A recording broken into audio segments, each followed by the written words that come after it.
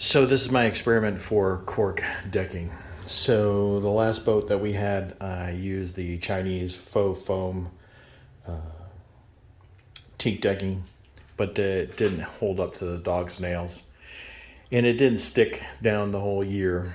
So I like the look of teak, but a friend of mine said he got a foot long sub and it was $26, and he asked why it was so high.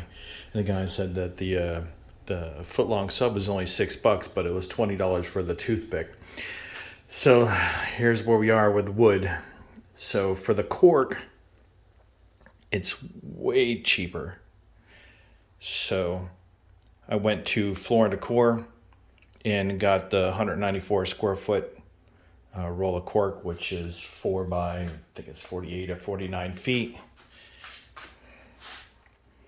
And there it is. So that'll pretty much do the whole boat. The boat is a Maxim 3000 SCR, so it's 30 feet long. So I will do, there's a 4-foot swim platform by almost 10 feet wide. And then the interior space, the bow decking, and down into the cabin area will all be done this way.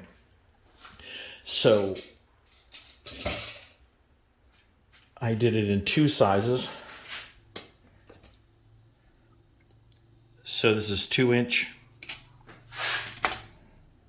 2.5-inch. So I think I'm going to go with the 2.5-inch because it won't be so strippy looking.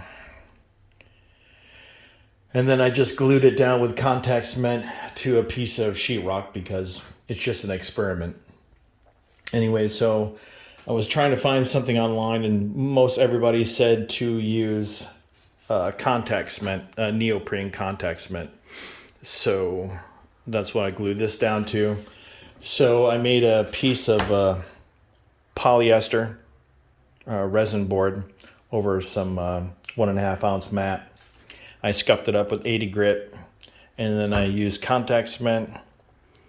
I used the Loctite power grab, although it says not for submersion or heavy water or marine application, which would be fine, I guess, for the inside of the cabin. And then the Sika Pro Construction Adhesive, which says it's actually water submersible, if you can see that. Which I've used this before to glue block for a retaining wall, and it lasted years. So I'm going to try to, when it's time to rip these off this board, to see how well they adhere, and then throw them in a bucket of water and see what happens.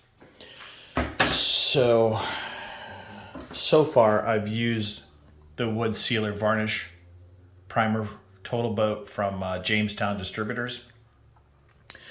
And I've put 3 coats on that yesterday. And this is how much it's changed. It's darkened a little bit, but not much. Oh, and before I did that, I just sanded it down with the 80 grit, because cork, you'll have some proud pieces sticking up. And then today, it'll let me do up to, well, with the Lust varnish, you can do up to 5 coats in one day. So they say to start with the high gloss because that's the fastest build, and then you'll go a couple coats with the matte to give it that matte look, because I don't want to get on the boat and have to wear snow goggles because it's so bright and reflective. So hopefully this will work out. And then I tried to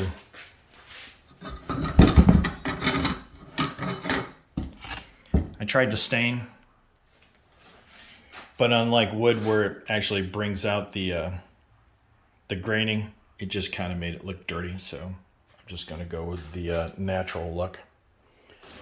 So I just brushed it on with the paintbrush, and then today I'm doing the high gloss, and I guess tomorrow I will finish with the marine finish.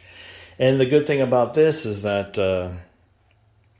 year after year, I can just sand it with 80 grit, apparently, and apply a couple new coats to help with the UV protective.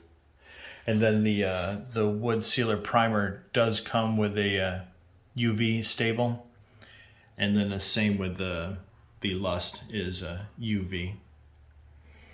Because without it, I guess cork and teak will gray, get that weather look, which would be okay, I guess. And then in between, I'll caulk it with not black but gray, since the theme of the boat will be white and red, so the gray will go well with it. That's it. Oh, and I did use my plasma cutter for my first piece of aluminum. So in the swim platform, my wife has a thing for starfish, so that'll be cut into it.